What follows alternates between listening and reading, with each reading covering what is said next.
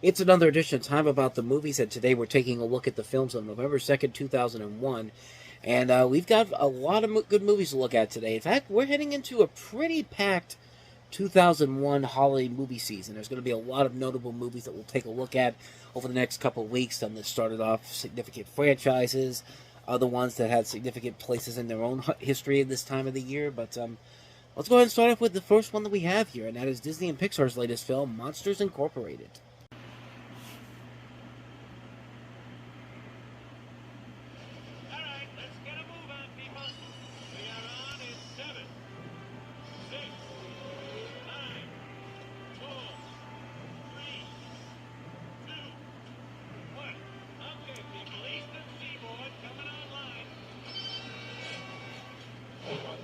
Second, the creators of Toy Story. Hey, what's shaking, baby? Did you lose weight? Or let me take you into the world behind your closet door. Roz, you're looking fabulous today. Is that a new haircut?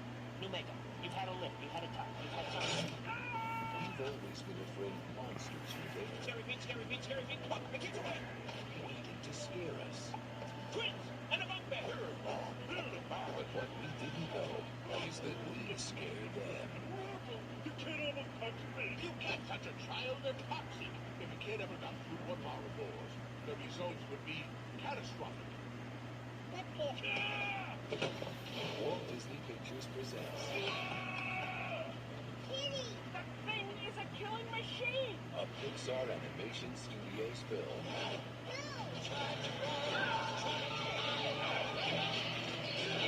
There's a kid here, a human kid.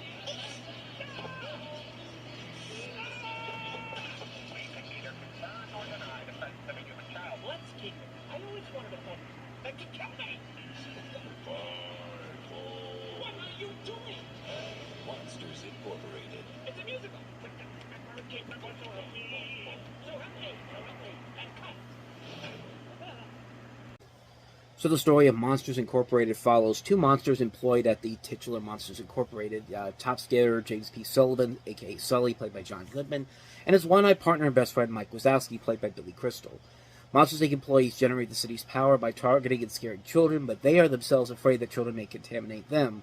When one child enters Monstropolis, pretty much all hell breaks loose. And for Pixar, this was kind of a big deal. I mean, they had three big hits before this. Toy Story, which became the massive hit that it was 6 years prior. Bugs Life, which was not as successful, but still a hit regardless. And then Toy Story 2, which had a very troubled production history. But in the end, it turned out to be a big hit for them.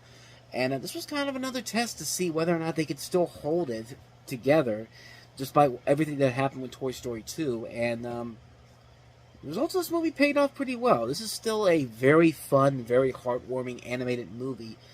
And the chemistry between John Goodman and Billy Crystal is very good in this. It's very top-notch. You can really buy into their friendship as Sully and Mike. And they're just great characters overall. The world they create here, it's pretty impressive for the time period, and even still holds up to this very day. I mean, they do a pretty good job of you can tell the animation is getting better as these movies keep going forward here. This was a movie that was really testing the boundaries of what Pixar could do as a studio. The animators and the technical people did a very good job of using special render software to make sure like fur and clothing look more realistic in this particular world in this movie.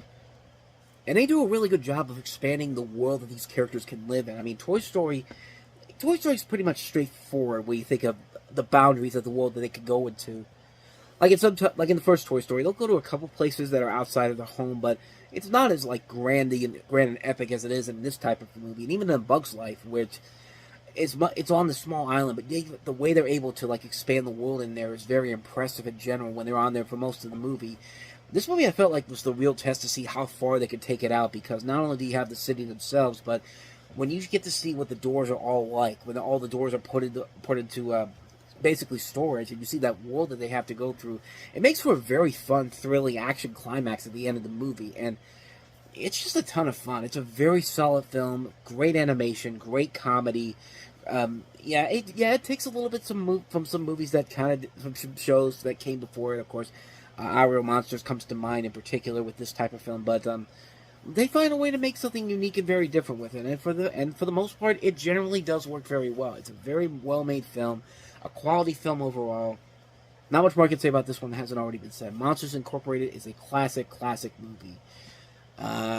Maybe not as much as maybe not the next movie, not as much, but it's still very notable for a number of different things. Let's talk about The One. The power of The One. The One is incredible, with the most breathtaking action scenes since The Matrix. Jet Li is The One. Rated PG-13. Now play. He's a deadly force from another universe. He can defy gravity, alter time, bend reality. And on November 2nd, he's escaping! He will discover the portal to our world. We have a problem here. There's never been anything like what I have now. Jet Li is The One. Rated PG-13. The chase is on November 2nd. So The One, it was sold as a movie that was basically a Matrix clone, and Chris Stuckman, I think, said it best when he talked about this movie. It's a cheesy ripoff of The Matrix, but a fun, cheesy ripoff of The Matrix, and he's kind of right on that. I've seen this movie before, but let me tell you about the plot of this movie. The film deals with the concept of multiverses and interdimensional travel, and it follows this rogue agent, played by Jet Li, who travels to parallel realities in order for him to kill other versions of himself to become a mystical super being known as The One. Lee plays a dual role. He actually plays 9 roles in this movie. So in a way, this is kind of a precursor to something like Everything Everywhere All at Once, where you have all the characters in that movie being played by the same actors. But Lee plays a dual role where he teams up with a deputy sheriff who teams up with a multiverse agent to prevent Yulaw, one of the characters he plays, from becoming The One. And yeah, it's definitely very much a cheesy ripoff of The Matrix, but it has kind of that unique charm to it that makes me feel like, okay, I gotta give you credit for this. I mean, this is a movie that's really, like, it's really insane. It's really over the top. I mean, the effects in the movie are very bad. I mean, this is not a quality film overall. In fact, I actually remember wanting to see this movie in a theater, and when I was little, and I'm thinking maybe now that I've seen the movie, I'm kind of thinking to myself, maybe I'm glad I didn't go see this on a big screen, because I don't know, I'd probably be let down by it, but then again, maybe not. I mean, it's weird how I was gonna say, this is before digital cinema too, so this probably could have looked good without it's not a digital cinema, but I think once digital cinema came around, I think it really showed what you should do when it comes to like CG and all the CG and visual effects and all that, and how they're gonna look on the screen, because this was before that, and I think maybe I could have gotten used to it if I'd seen it in theaters, but I'm kind of glad I waited to check this one out, because, yeah, it's a cheesy movie, but it's a fun, cheesy movie. It's a fun, cheesy movie for the time period. I like that it doesn't take itself too seriously. Directed by James Wong, who gave us Final Destination. I think it's a fun movie. I enjoy it a lot. I mean, it's a ridiculous movie, but a fun, ridiculous movie, too. So, I recommend it on that front. So, with that said, let us move on to our next film, and that is John Travolta and Vince Vaughn in the thriller Domestic Disturbance. It's Friday. He killed a guy. Saw him do it again. You're a little liar, aren't you, Danny? The father he trusts. Dan plasters just about everybody. But he doesn't lie to me. Must protect him from the stepfather he fears. Do you think I'm going to endanger my own child by marrying a killer? John Travolta, I have never failed Danny ever, and I'm not going to fail him now. Vince Vaughn. This is between you and me. Domestic Disturbance. Rated PG-13. Starts Friday everywhere. So it's basically just a big budget version of The Stepfather, except Terry O'Quinn is not in it, and they replaced him with Vince Vaughn, and the guy that go up against Vince Vaughn. But in this movie, you have a woman played by Terry Polo who's getting married to a wealthy industrialist played by Vince Vaughn. Danny, her teenage son with ex-husband Frank, played by John Travolta, isn't happy about this. He stows away Rick's car one night, planning to go to Frank's house, but while there, he witnesses Rick murdering mysterious stranger Ray Coleman. Problem is, Rick's managed to dispose of most of the evidence, and he's considered a pillar of the community, and Danny has a history of lying. Frank believes him, though, and does see some investigating of his own as Rick's shady past slowly catches up to him and his new family.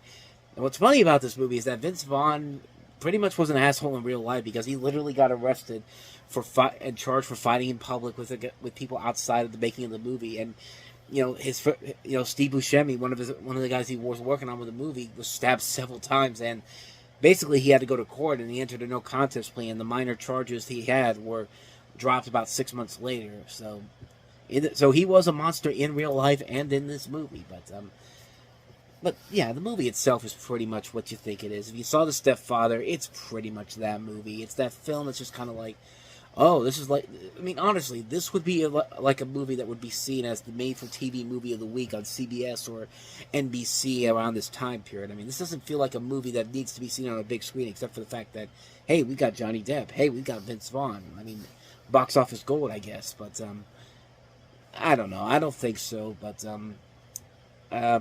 no, it wasn't even that big of a success. It only made $54 million back on a $75 million budget. So, yeah, it was not a financial success by any means necessary. I think people kind of knew early on what they were heading into when they saw this movie. It's just like, yeah, this ain't going to work for me. I mean, I've seen this done much better in many other films, and this film really does feel like something that's been done so much better in other movies. So, yeah, it didn't work in particular, so it's just kind of like, yeah. It was a bomb from the get-go, so, yeah. Not too many good things to say about Domestic Disturbance. So let's go ahead and move on to our next movie, the Coen Brothers' latest film, and that is The Man Who Wasn't There. Time Magazine, Rolling Stone, The Washington Post, Ebert and Roper, The Los Angeles Times, People Magazine, The New York Times. Critics are raving about The Man Who Wasn't There. From the creators of Fargo and Old Brother, Where Art Thou? Comes one of the year's best films. What kind of man are you? The Man Who Wasn't There. Rated R. Now playing in select theaters. Yeah, before we jump into the review, can I take a look at that last scene again? R-rated for a scene of violence. So you're telling me if they took that scene of violence out, this would probably be rated PG-13, right? I mean, this was around the time when they were really putting the thing underneath the ratings in particular about what was in the movie and all that. But a scene of violence.